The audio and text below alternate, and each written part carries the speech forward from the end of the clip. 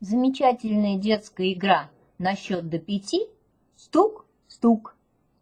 Игра состоит из 27 фишек, на которых нарисованы 3 вида плодов. Играть можно вдвоем, а можно втроем. Мы расскажем о том, как играть втроем.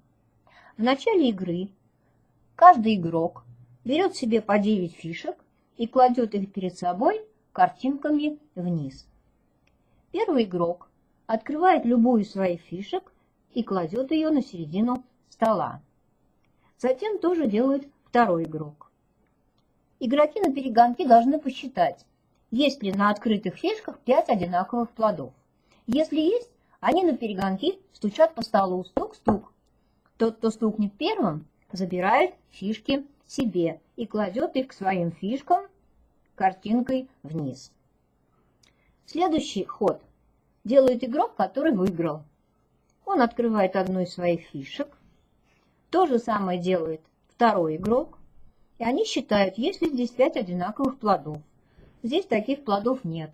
Ход переходит к следующему игроку. Он открывает свою фишку. Снова таких плодов здесь нет. Ход переходит к следующему игроку. Он открывает свою фишку и кладет ее поверх своей уже открытой стопочку. Здесь только 4 яблока. Значит, ход переходит к следующему игроку.